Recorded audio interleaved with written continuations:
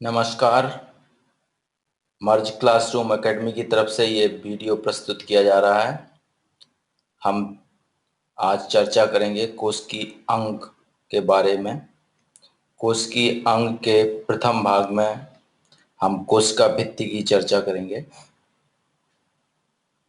कोष्की अंग वो अंग हैं जो कोशिका के अंदर पाए जाते हैं। ये कोशिका के विभिन्न कार्यों में सहायक होते हैं।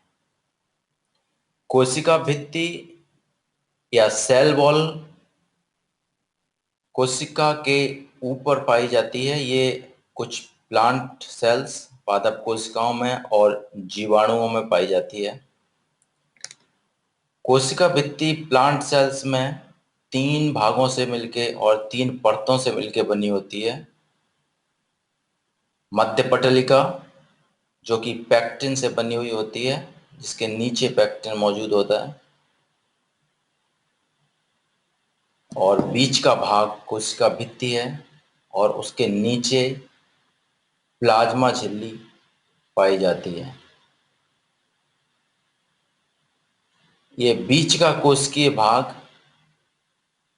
जो कोशिका भित्ति है वो हेमीसेल्यूलोज और सेल्यूलोज के अणुओं से मिलके बना हुआ होता है।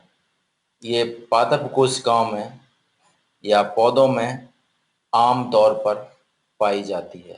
पौधों की लगभग सारी प्रजातियों में ये पौधों की कोशिकाओं में कोशिका भित्ति प्लाज्मा झिल्ली के ऊपर या सेल वॉल के ऊपर कोशिका भित्ति पाई जाती है।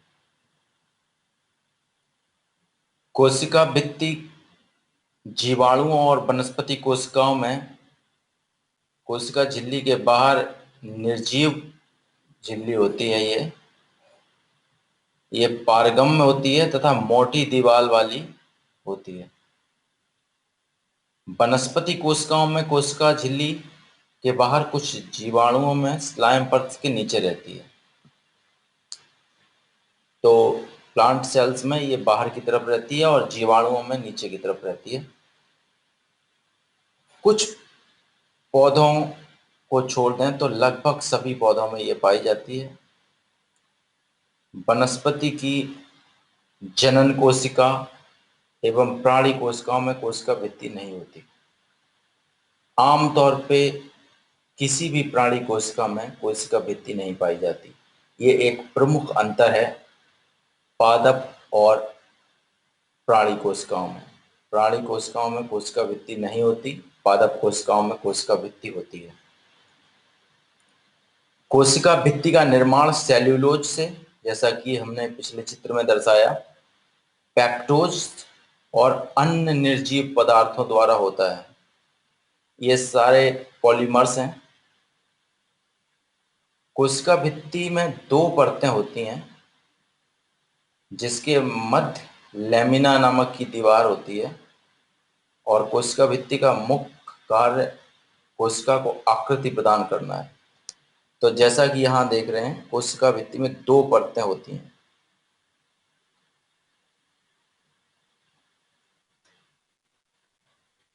इसके मुख्य प्रमुख कार्य कोशिका को आकृति प्रदान करना है और कोशिका को सहायता प्रदान करना, क्योंकि बाहरी दबाव से या तनाव से ये कोशिका को बचा के रखती है।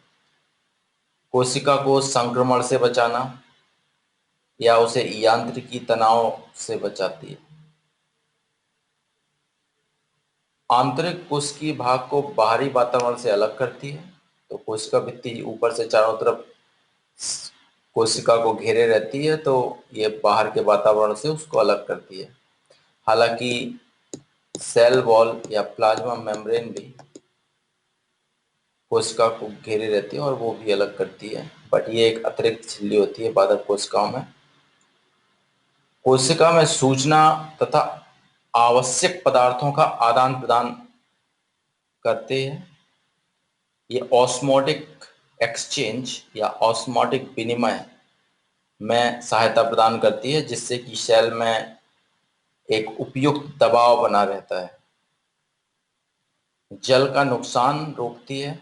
ये स्फीति दाब या इसको टर्गर प्रेशर भी बोलते हैं, जो पौधों में पानी को नीचे से जड़ों से ऊपर तक पत्तियों तक ले जाता है, से कोशिका को फटने से कोशिका भित्ति बचाती है। और ये गैसों का आदान प्रदान करती है। ये थोड़ा नीचे छुप गया है। धन्यवाद। अपना वीडियो आप अगर साझा करना चाहते हैं या कोई हमारा दूसरा वीडियो देखना चाहते हैं तो www.mergeclassroom.org को विजिट करिए, या फिर अधिक जानकारी चाहिए तो हमें तीव्र पत्र लिखिए mergeclassroom@gmail.com।